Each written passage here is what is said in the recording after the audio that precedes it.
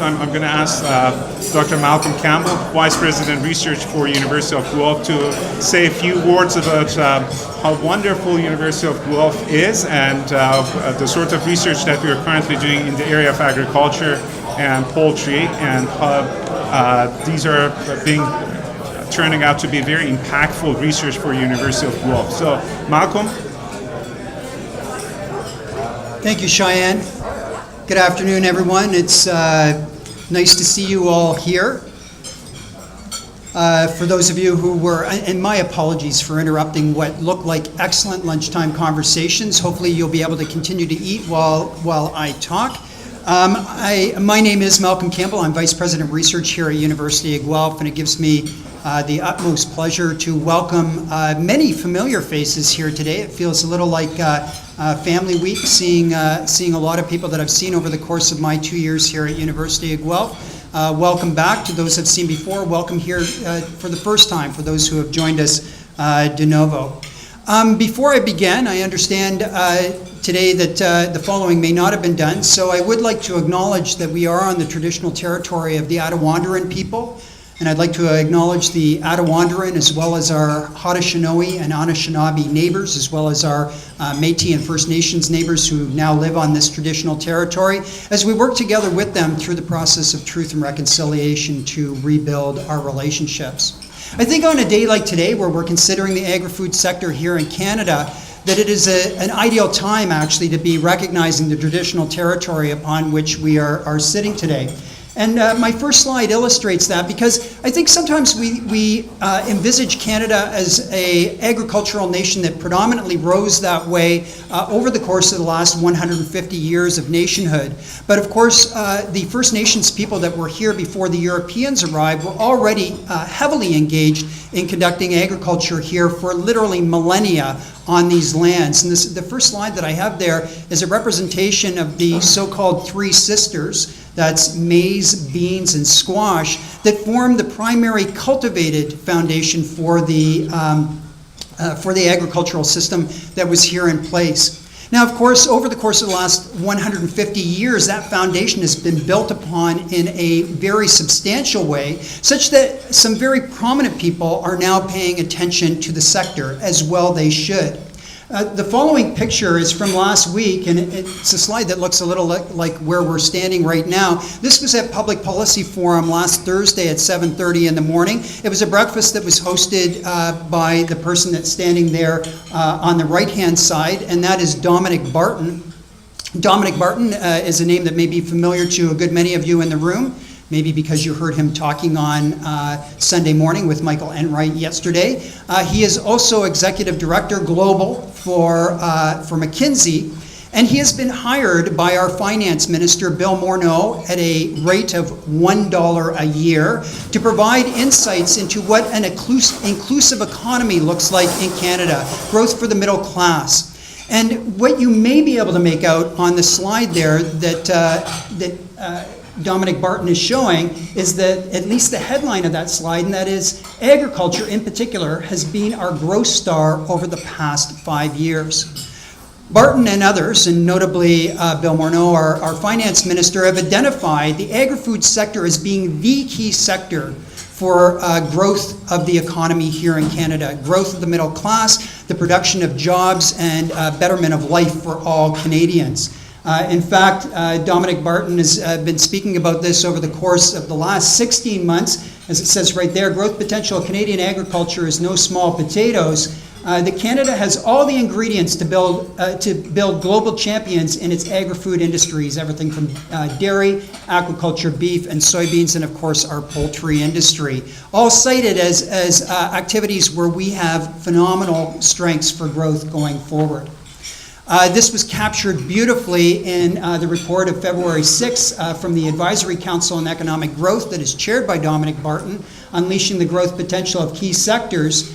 4 sectors were identified. I'd like you to pay attention to the first one, which is agri-food, which is the one that the ACEG is promoting as the sector that we really need to double down on here in Canada to realize a great future. I would note that within that report there was only one institution mentioned at all, and that was University of Guelph as being an engine for powering the innovation that will underpin that economic growth in the sector.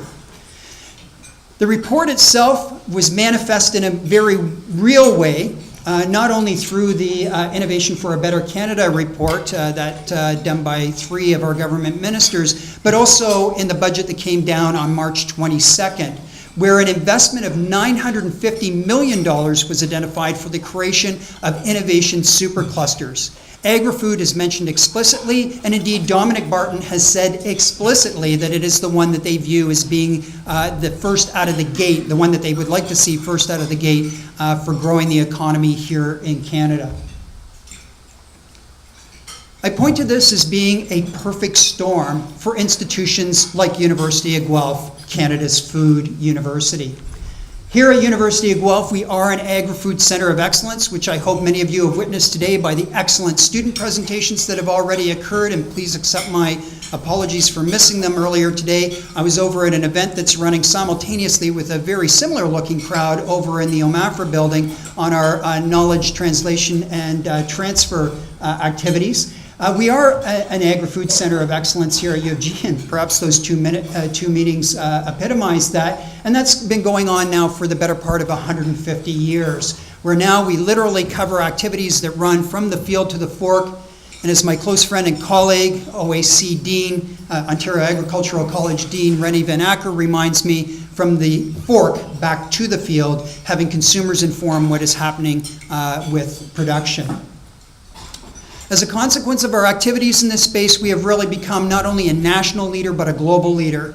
I'll point to only 2 figures, and that is from this last year, the World University Ratings, ranking University of Guelph number 3 in the world for agricultural science, and number 4 in the world for the research that we do on food. So really stepping up amongst the champions globally in terms of our prowess. Of course, that all emerges from the research impact, the excellence of our amazing faculty that cover all 7 of our colleges working in this sector here at University of Guelph, and of course the graduate students that are supervised by those faculty members, incredible individuals that are truly powering agri-food research and innovation in this country. The fuel in the tank, if you will, that allows us to accomplish this is our remarkable partnership with the Ontario Ministry of Agriculture, Food and Rural Affairs, a $71.3 million a year partnership that has run for over the course of the last 9 years and will come to a conclusion next year. You might well imagine that with it coming to a conclusion next year, we are keen on renegotiating it, and in fact we are renegotiating it for another 10-year contract coming up starting in 2018.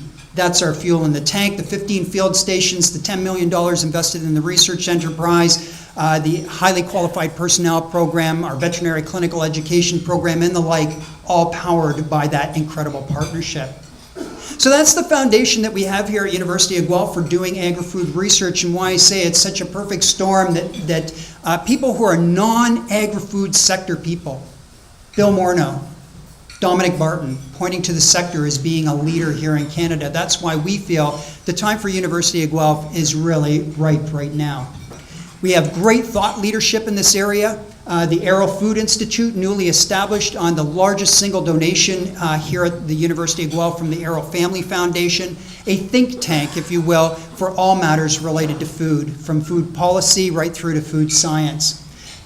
In addition to that, of course, we have our Dairy at Guelph group, 65 self-identified researchers working in that sector, the Poultry Health Research Network. I don't need to speak much about that because you all know it very well. Our Bioproducts Discovery and Development Center, and the Biodiversity Institute of Ontario, where we're looking at the interplay between ecosystem services and our practice within the agri-food sector.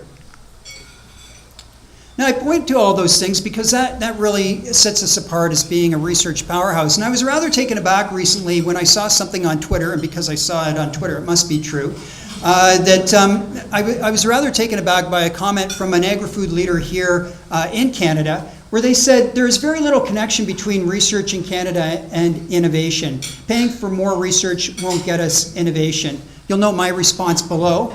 astounding statement, and you'll note that I've redacted it to protect the innocent here, or the not so innocent. Astounding statement, perhaps best to view this as a hypothesis for which more research is required, and I was meaning to be a little bit tongue-in-cheek in that regard. But what I'd like to do over the course of the next couple minutes is make the case for how research powers innovation here in the agri-food sector, certainly here at University of Guelph, and I would argue right across the board in Canada.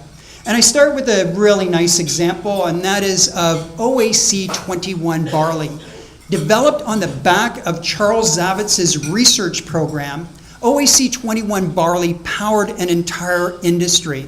And that industry is a simple one. For those of you who are millennials in the audience, those are beer bottles. It powered the entire brewing industry here in Canada. And continues to do so even today. On the foundation of OAC 21 barley, we see obviously barley still within the craft brewing industry. But I would note that that research has continued to pace into other aspects of that particular industry. We now conduct research on hops and are leaders in the vegetative propagation of hops within the province. We're also leading in terms of creating the yeast that's responsible for the fermentation there. So wonderful work that's done by, today, George van der Merwe in not Ontario Agriculture College, but actually in the College of Biological Sciences, working with his students to form escarpment labs and providing yeast for the entire craft brewing industry here in southern Ontario, including Royal City beers, and if you haven't had them, you should do. So that's a great example, but it's a little bit of an old one. It's a century-old example. Let's step forward 50 years. So wonderful work here done by Gary Johnson in the development of the Yukon Gold potato exactly 50 years ago.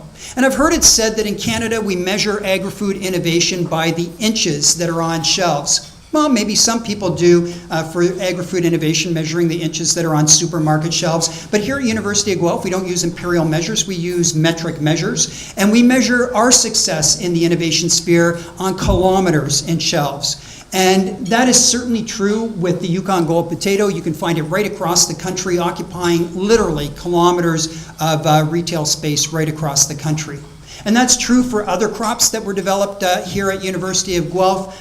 Millennium asparagus, 80% of the market in the northeast of North America. So an incredible success story based on fundamental research conducted, again, in crop science. But of course, it's not just crops. It's also animal products as well. I realized for this crowd, I should have changed up my slide and I should have done omega-3 eggs as opposed to omega-3 milk. But here's a great U of G innovation again, coming out of the research enterprise, and literally in this instance, it was one of my predecessors working together with Brian McBride, who spearheaded this technology out of the research enterprise and into the commercial sphere.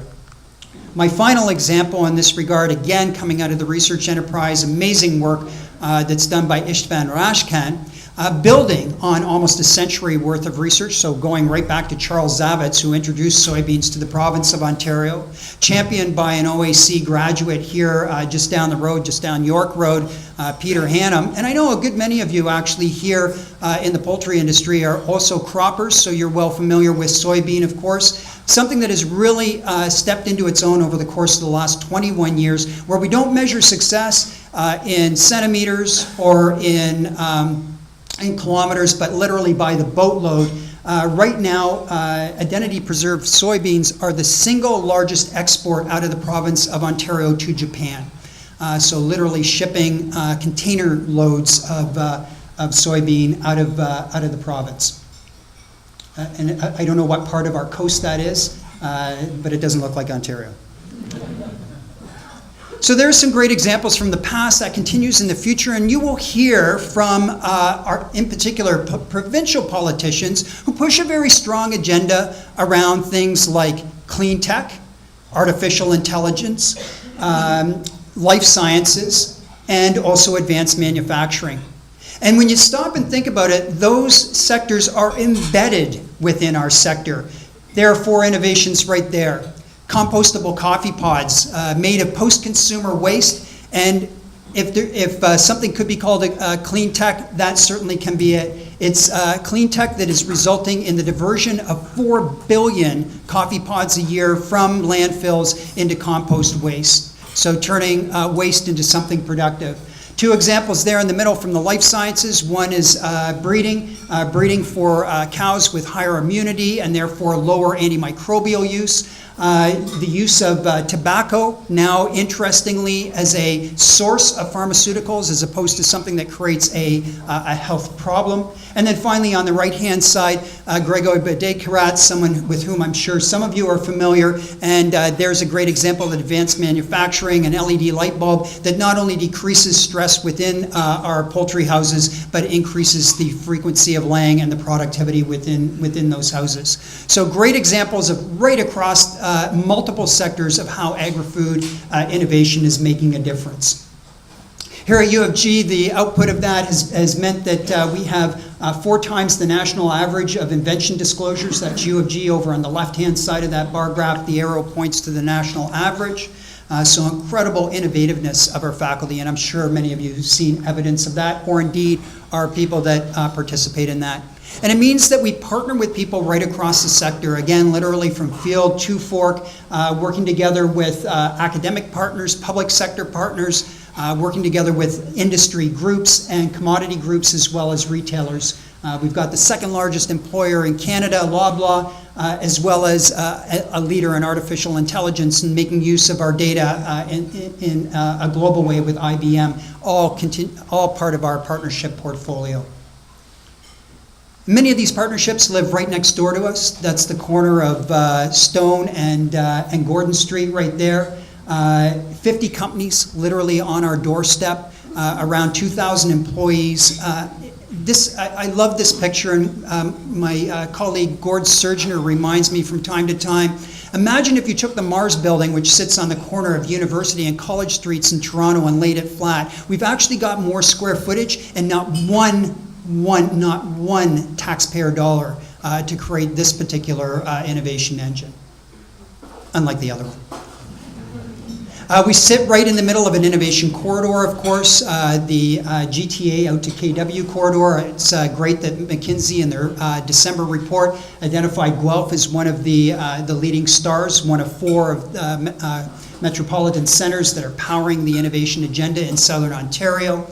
And we recognize that this is not just a local thing, but it is a national thing as well. What you're looking at is a network map of collaboration in the agri-food innovation space in Canada. We've got right in the middle, the green blob there is Agriculture and Agri-Food Canada. It's the leading light, if you will. But the red blob off to the right, just to the right-hand side of that and up above it is University of Guelph, the 2nd largest agri-food hub in Canada, powering innovation right across the sector through collaboration. And of course, the most important product, the most important output from what it is that we're doing is the next generation of agri-food innovators. Those students that you heard from this morning, as well as those that will follow in their footsteps going forward in the years to come. Altogether, as I said, it's created a perfect storm for innovation here at University of Guelph, and we've got an eye now not only on what we're doing today, but what we're doing in the future. And in the last couple of slides, what I want to do is just highlight where we're taking things in the future because it has direct relevance to your interests. Where we see the great opportunity in the future is the untold of product of the agri-food sector, and that's the data that we produce in addition to the commodities that we produce. There's a phenomenal amount of data that's produced within the sector that, at the risk of being overly punny, that we just aren't milking yet. If you take a look within the dairy sector alone, with the 400,000 cows that sit here in the province, all of them with radio frequency ID tags in their ears, we are able to collect real-time data on where, and some of them wearing accelerometers, like Fitbits for cows. They've been there for 20 years. We've had them for 5. Cattle have had them for 20. That's why you always see your cows walking around the barn. They're trying to get their step count up for the day. So the bottom line is collecting in real time data on what's being consumed by those cattle, what their energy expenditures are, and capturing again in real time, every time that they walk into that robotic parlor, how much milk they're yielding and the quality of that milk. A vast untapped resource, as I said. The same is true for our crops. We're collecting data again in real time and mapping it onto meteorological and soil quality data so that we've got very precise, or the potential for very precise measurements of where it is that we're laying down seed and what our yields are from those precise locations within the field. It's estimated that within the province of Ontario, we generate around 450,000 terabytes worth of data a year. And just to put that in context, that's around 1 million laptops worth of data storage that we're collecting right across the sector here in the province, and we aren't tapping into it in the way that we could. Some of that is a product of rural broadband and that it hasn't been rolled out, notwithstanding the provincial government's $200 million investment in that sector, but we could be doing better. We should be doing better. And when you talk to Dominic Barton, he says this is where leadership is needed. This is where we're going to see the differentiators going forward in the future. This is where the new jobs are going to emerge in the sector. That's why at University of Guelph we place that front and center of an initiative that we call Food from Thought, taking advantage of the data that we're gathering and converting that into innovations within the marketplace. We've powered this by acquiring funds in an open competition through the Canada First Research Excellence Fund. We acquired $77 million for this purpose. And I'm actually, the next thing is a video, and I'm going to skip by it. It's a $1 million video. It's a 1 minute video. It's a $77 million video. I encourage you to take a look at it on our website. It is an example of where University of Guelph is taking things in the future. Emerging from this is a phenomenal activity that's being spearheaded by Jan Sargent and by Cheyenne Sharif that is tentatively titled, and I think it may be the title that we go forward with, Antimicrobial Use in Animals. I think you're already talking about this today. Indeed, it's the topic of the next panel coming up, where we're using the data and the knowledge that we've acquired to change patterns of antimicrobial use to ensure that we have the social license to do what it is that we're doing and to reduce antimicrobial resistance as we do so. The whole notion behind Food from Thought is that we make use of the incredible knowledge that we've generated to create safe, sustainable, secure, and economic food systems as we go forward here in the country and power that innovation agenda that I referred to earlier. I started with this picture and I'll finish with it, and it's just to remind you that we have a multi-millennial history of agri-food innovation here in Canada. The century ahead is ours to own in this space if we are prepared to take it on. I believe at University of Guelph we've assembled the tools that are necessary to do that, and I look forward to working together with you, my colleagues here at University of Guelph, with you, my colleagues in the sector, and with you, people who are looking for new opportunities and maybe who haven't been here in the room before. Just talking to them earlier, in fact, looking for great opportunities to power innovation in Canada as we move forward in the agri-food sector. With that, I'm going to draw things to a close of what it is that I've talked about, and I hope that I've set the stage for a real thought leader in this space here in Canada, and that is our MP, Lloyd Longfield. MP Longfield has been serving the city of Guelph for over 25 years now. I note that within the service components that he's done, there are no less than 28. He's verging on 30. He just has 2 more to go to get 30 activities that have contributed to the well-being of this community. Whether it was being executive director of our local Chamber of Commerce for 8 years, or working on the board of our College of Business and Economics, or working on the board of the YMCA. MP Longfield has made phenomenal contributions here in the city of Guelph. He was elected to Parliament in 2015, and there he continues to make contributions not only to the city, but importantly to the sector. He sits on the Caucus for Agriculture, and I note, and really importantly for us here at University of Guelph, he chairs the Committee for Innovation in Post-Secondary Education. A really important role here as we think about the future innovators within this country. It therefore gives me the greatest of pleasure to introduce to you, with this as a bit of a background, to our local MP, Lloyd Longfield. Lloyd.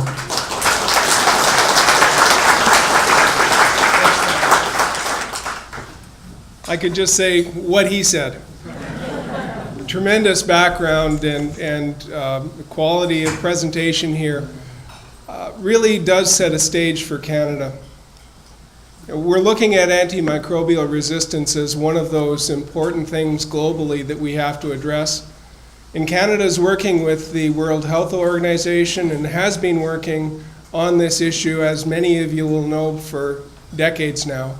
And particularly in the last government, Parliament had picked this up and set some timelines on getting reports back to the House of Commons so that we can set up some regulations. Some of those timelines are coming up, May 2017. So that's next week. I'm hoping that our homework is done. We'll find out. There's another one in 2019 where we're really pulling this whole strategy together. So it really is a work in process. And sitting on the Agriculture Committee and the Standing Committee for Agriculture, I also sit on the Standing Committee for Industry, Science and Technology. And there was a slide that showed Minister Baines, Minister Duncan, and Minister Chagger. And they're the ministers that are responsible for us to work with on the Industry Committee. And it was great between the front door and the food table and this table and over here to meet people from really all over North America that are in this room looking at common issues. And whether it's Kansas City or whether it's Arkansas, we have North Carolina also, not in this room possibly, but something that we're looking at in terms of innovation centers. In a couple of weeks, our Agriculture Committee is going to Washington to work with our counterparts in the United States to say there are global challenges that as North Americans we need to work on together.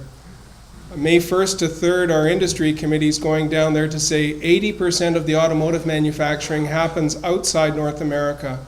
So when we're talking about NAFTA and we're talking about changes to regulations, how can we work together, working with each other's strengths, whether it's artificial intelligence in Canada or machine building in Cleveland, how can we put things together to solve some of these world challenges?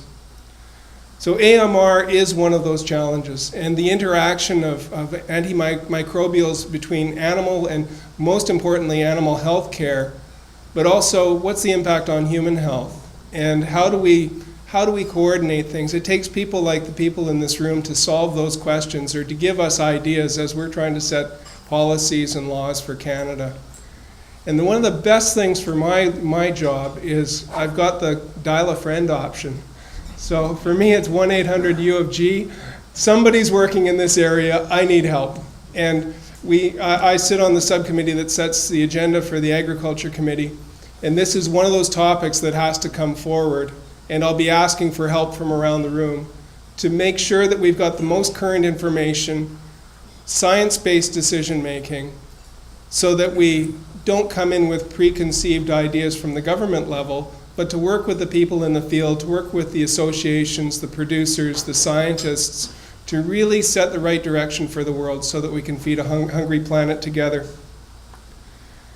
The ranchers that come to us, or the chicken farmers, or the egg farmers, or the turkey farmers that come to us and give us information, get their information from some of the same places, coming back to the university network.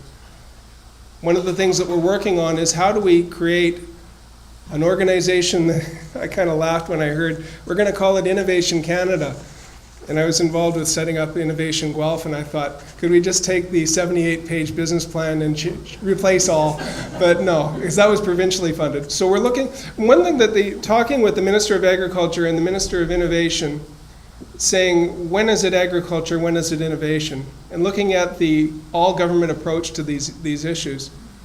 And so when we look at setting up Innovation Canada, it's to tie all government agencies together to work on these problems together, much like the University of Guelph is already doing, working with, I think it's 7 colleges that have worked on the Food from Thought. The $78 million investment from the federal government was really just the start, and we're hoping to create these superclusters. And the supercluster idea and concept is, it's an area that Canada has a strategic advantage across all Canada, that we can be world leaders in specific sectors. And Dominic Barton has said agriculture all across Canada. We've got a strategic advantage we haven't pulled together yet. And that's something that we're looking at doing over the course of the next 5 years. Starting this year with $50 million in investment on the studies of things like how do we create a food supercluster for Canada. And Guelph should play a major role in that. And again, the people in this room will be asked to help us to do that. And then moving forward into the further investments of $150 million a year to try and tie this together, whether it's agriculture or whether it's manufacturing.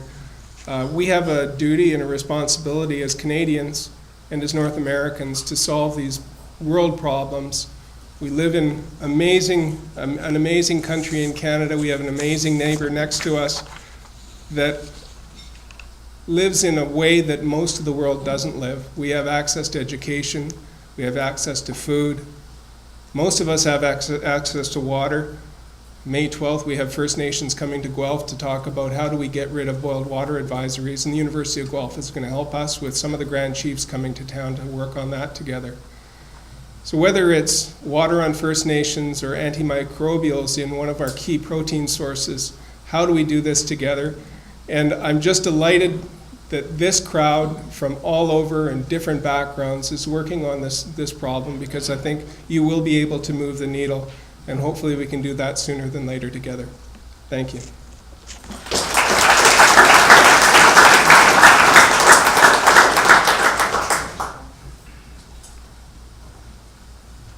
Wow, it was absolutely unbelievable. First of all, Dr. Campbell, thank you very much for your talk, which was both, I would say, inspirational and aspirational. I'm actually all inspired to move ahead and forge ahead, with all the initiatives that we are going to be proposing, hopefully sooner rather than later. And Mr. Longfield, I have to say, on behalf of my colleagues and myself, extending my deepest appreciation for being such a good, person, good advocate, for City of Guelph and for University of Guelph. We sincerely appreciate all your efforts. I think we are running a little bit late. We were supposed to be starting our panel discussion at 1 p.m. I know that MP Longfield is only going to be here for the next 10-15 minutes or so, and I really wanted to make sure that we at least get a glimpse of panel discussion, because during panel discussion we were hoping to discuss some of the hot topical issues around antimicrobial stewardship, with the hope that you can transfer some of this information to your colleagues in Ottawa. So having said that, if Ravi is right here, if you wouldn't mind, Ravi, if we can get started as soon as possible, such that Mr. Longfield can at least get a sense of what is going on in the business of antimicrobial stewardship, and only it's going to be for 10-15 minutes, but I hope that that's going to be sufficient for all intents and purposes.